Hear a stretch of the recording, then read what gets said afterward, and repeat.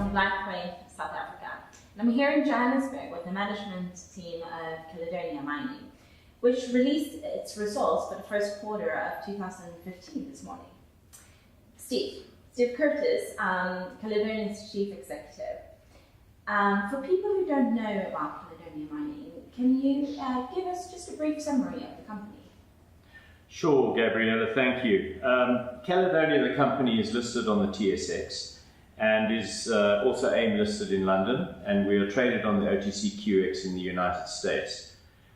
We've just paid our second quarterly dividend for 2015, 1.5 cents a share, and we as a management team are completely focused on the single asset that we have, which is the Blanket Gold Mine in Zimbabwe. The mine and the business is fully indigenized, which has now enabled us to be committed and focused to implementing an expansion and investment program. We're going to spend about $70 million over the next 5 years and grow this business. You released your first quarter results this morning. How would you characterize the first quarter of 2015? Well, Gabriella, 2015 is an incredibly important year for Caledonia because it is the implementation of the Life of Mine plan. It's going to be incredibly busy, and there are many components to this process, and Dana will elaborate on all of those. The important thing is that we are effectively sinking or deepening 4 shafts in our mining complex. And that is quite a task for a company like ourselves, of our size. We're improving logistics underground, and we are also embarking on a deep drilling program which will enable us to either upgrade or increase our reserve and resource base. You won't see any visible difference in our production profile during 2015 because a lot of what we're doing this year is housekeeping and preparatory work for the growth phase, which is going to come and will start in 2016. Simultaneously with the activities at the operating level, we are very focused and busy looking at how we can reduce costs. And that is an opportunity which will enhance earnings for shareholders. There is only one focus in the management's eyesight at this stage, and this is the Life of Mine plan, which is very much supported by our board, and we're working in very close collaboration with them on this project as well. It's very pleasing to be able to say that we're on track with everything that we should be, where we should be at the end of quarter 1, and it's important that this runs like clockwork. It's a self-funded operation. So this is important that we stay on track.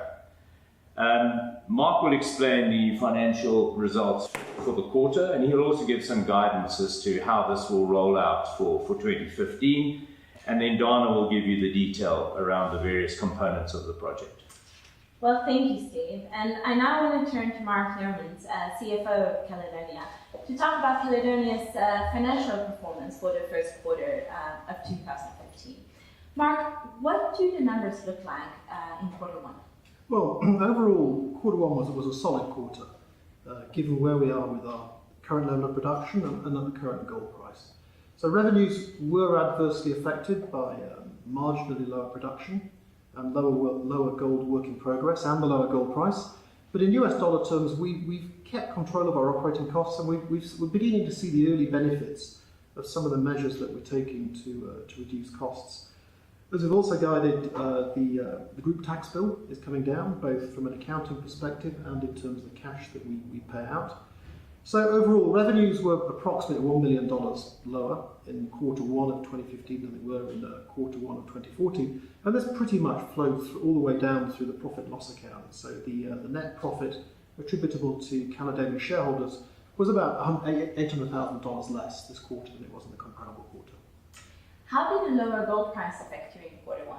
I also noticed that you produced and sold fewer ounces in the quarter compared to the first quarter of 2014.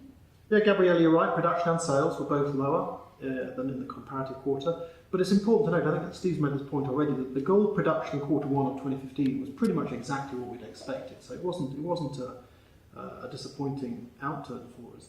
Mill throughput in the quarter was 12.8% higher than the comparable quarter, and the higher throughput was counterbalanced by lower grade, which fell from 3.67 grams a tonne to 3.19 grams a tonne.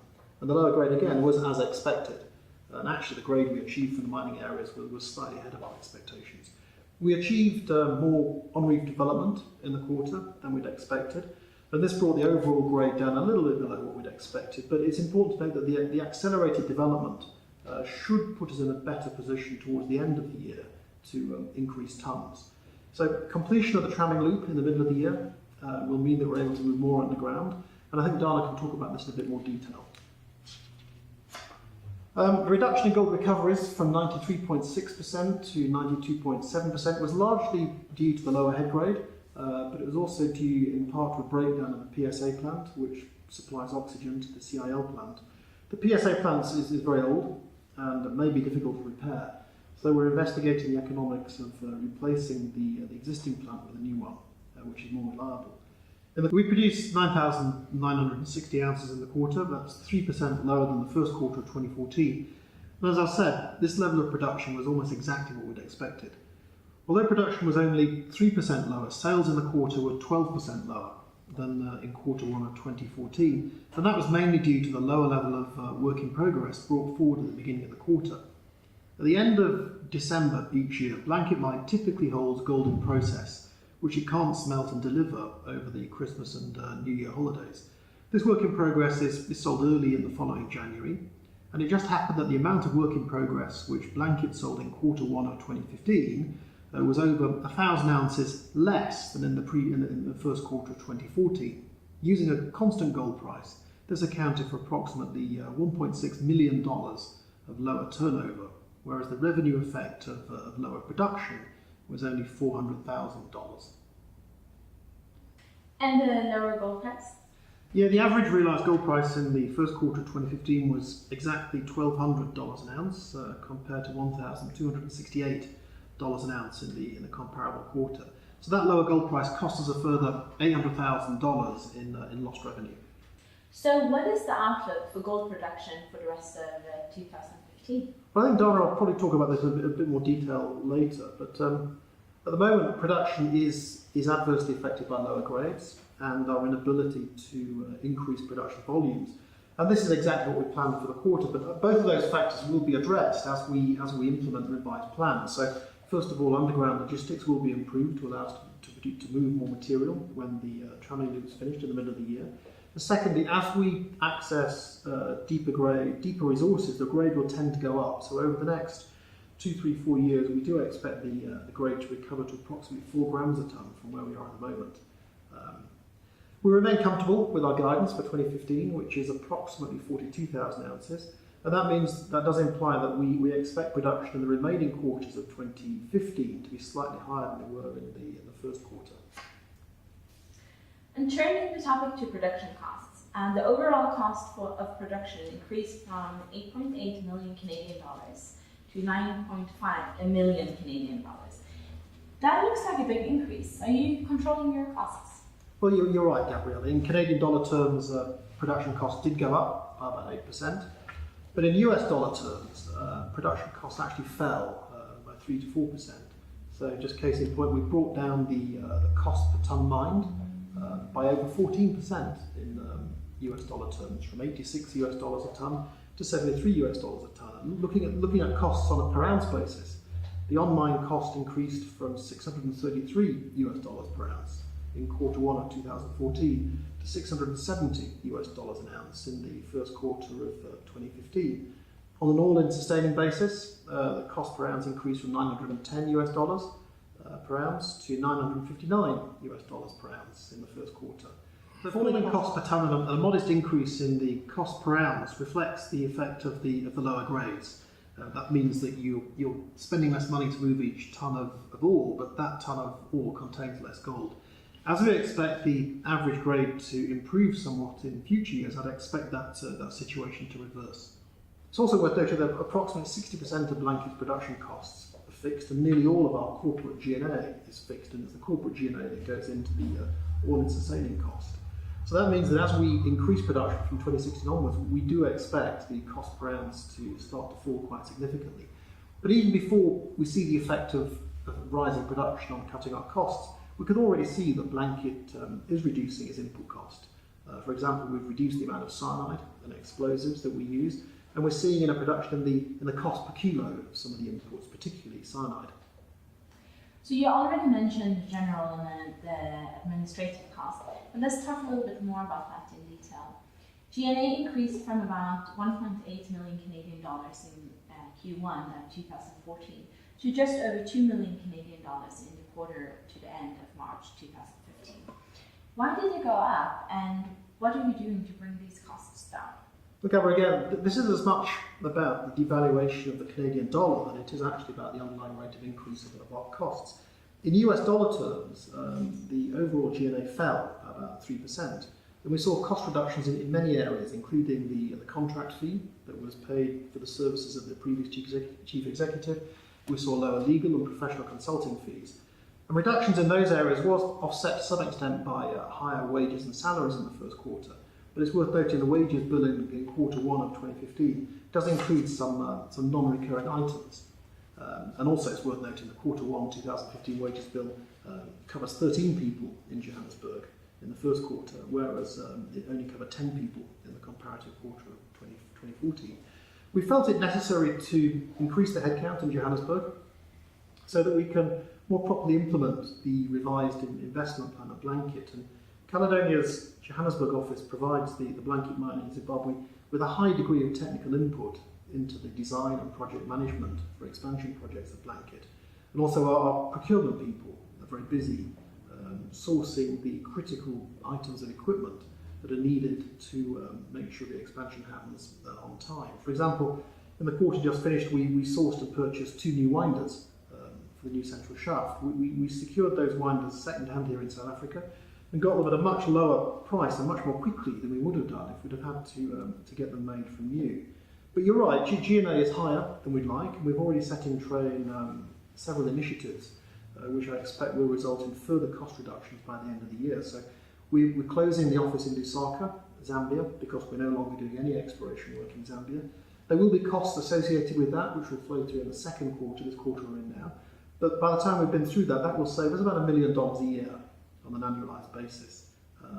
We expect that the professional, consulting and legal fees will remain at the lower levels that we saw in quarter one of 2015. And I also expect the quarterly wages and salary bill and the directors' fees to be somewhat lower in future quarters than they were in the first quarter. So let's talk about taxation. In previous quarters, Caledonia has incurred quite a high effective rate on taxation. That seems to have come down in this last quarter. Why was that? Well, again, you're right. In previous quarters, Caledonia's effective tax rate has been quite high. It's been up to about 50% of profit.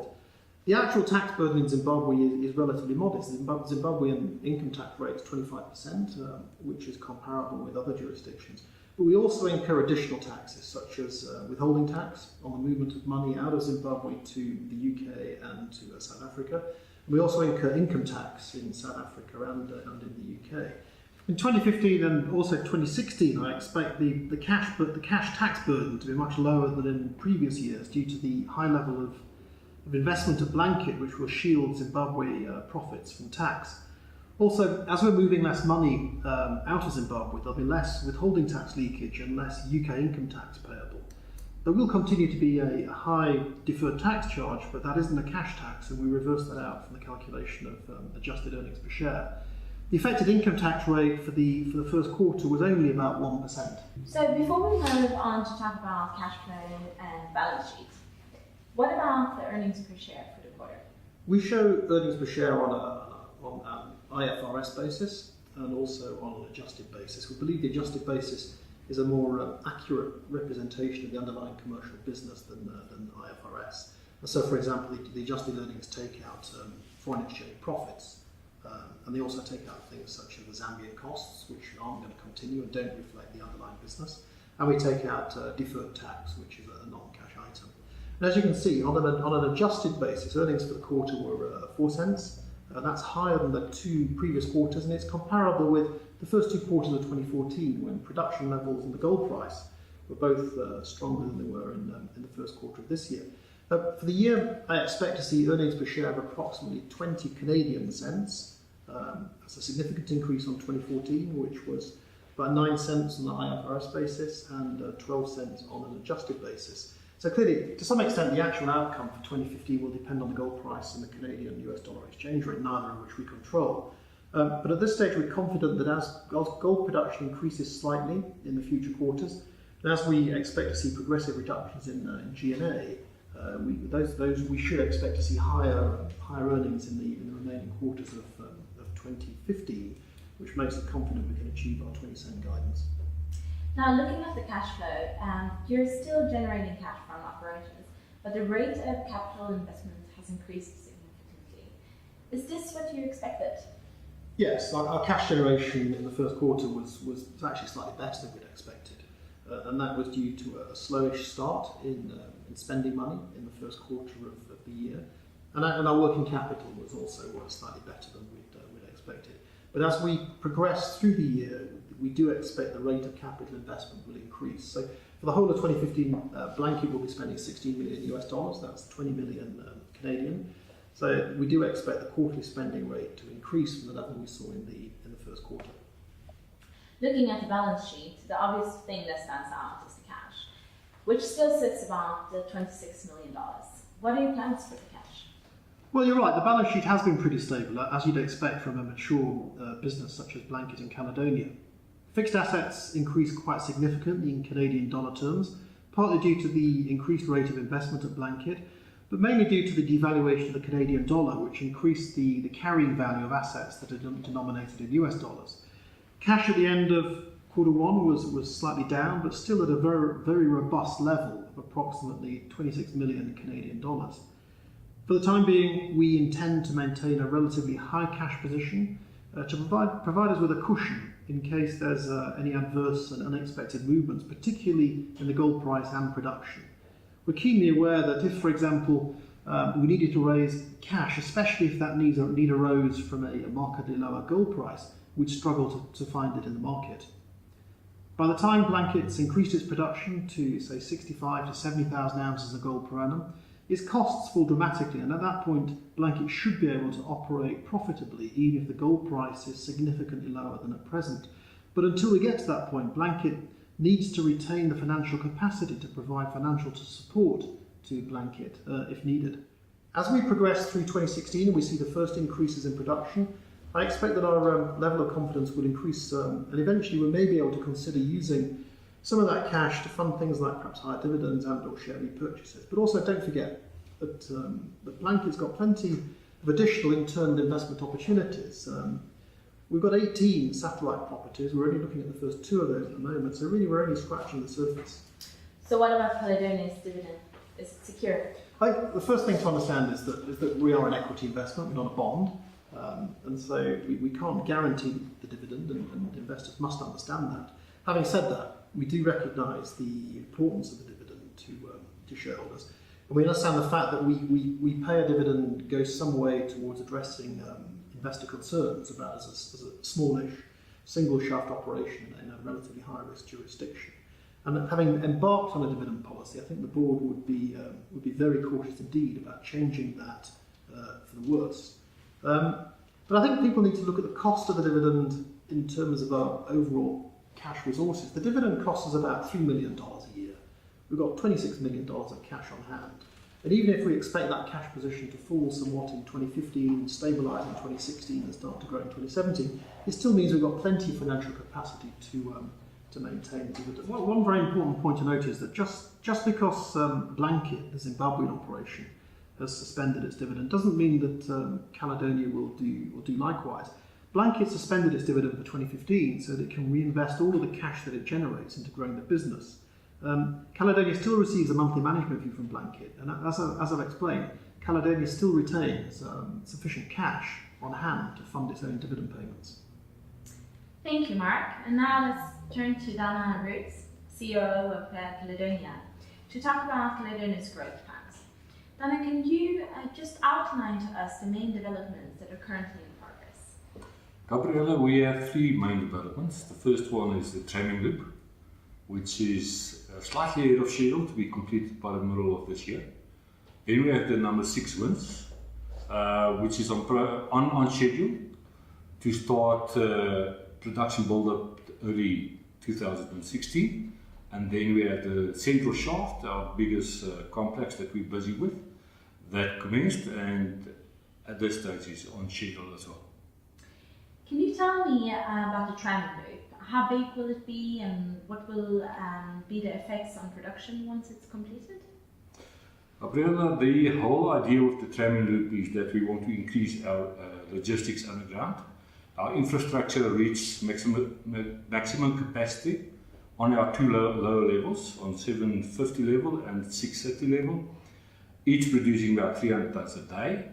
And if we want to do anything below 750 or increase our development towards Lima or Eroica, we will need extra capacity.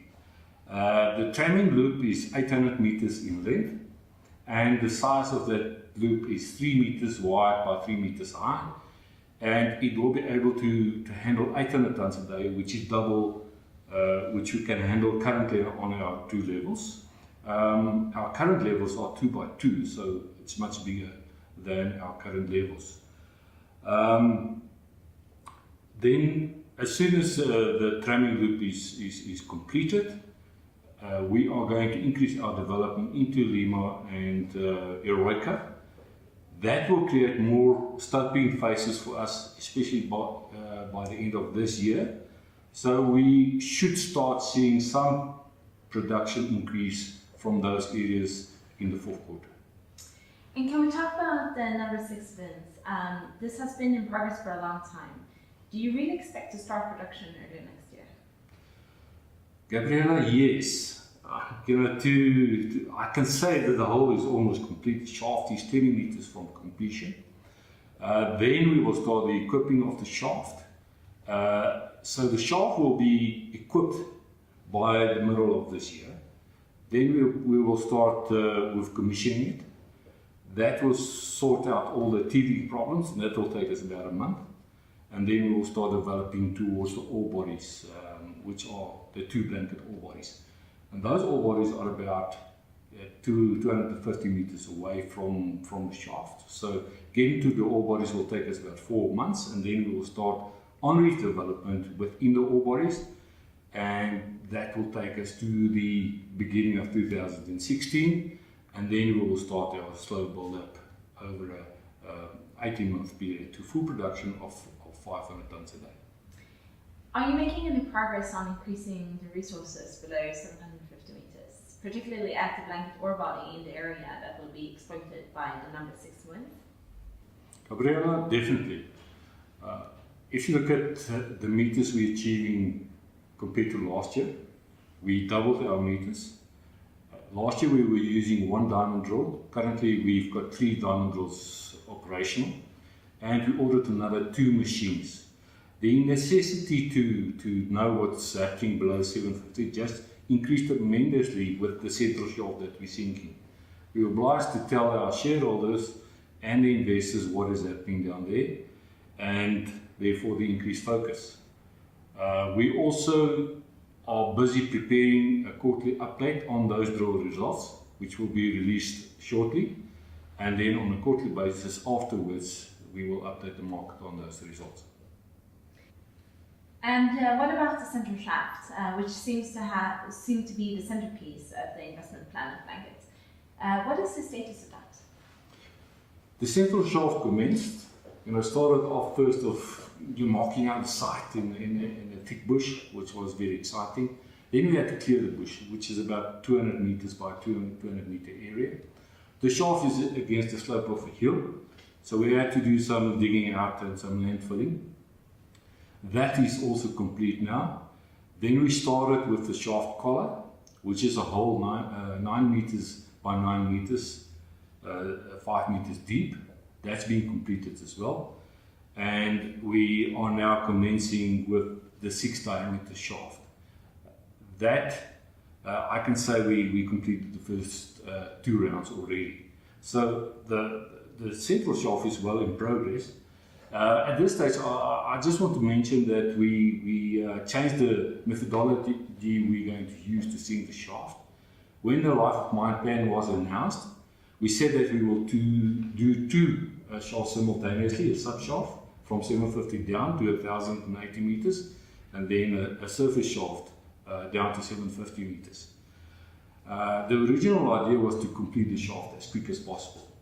And because we want to start production from especially our main and south areas as soon as possible.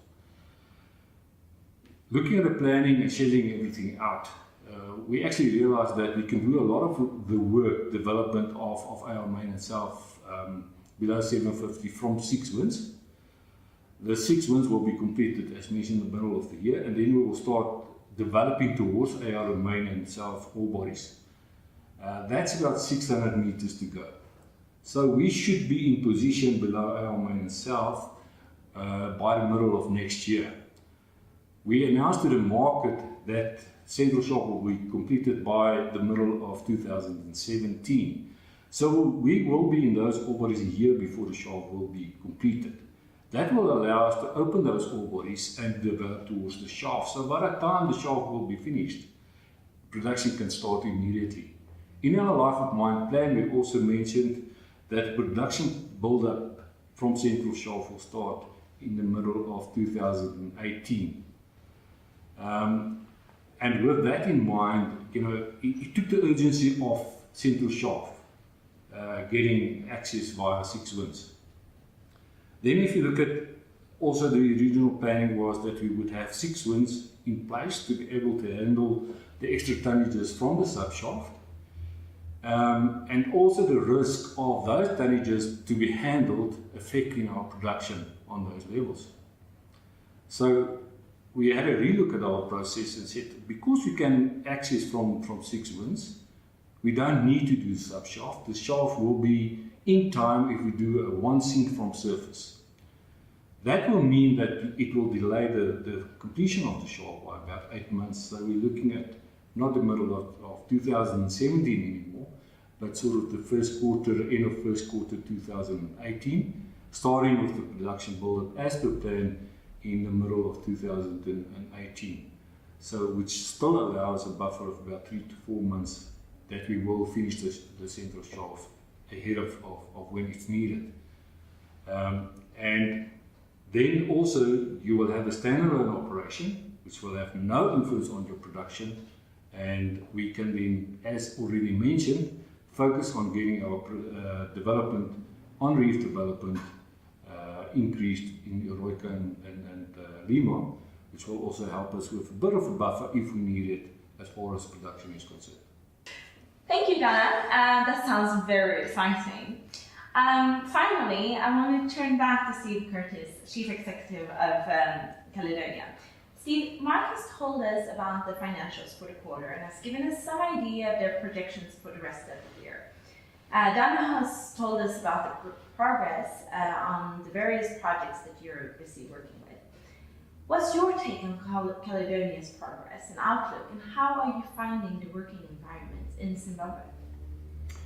Well, Gabriella, thank you, Mark and Dana, for running us through the numbers and the explanation.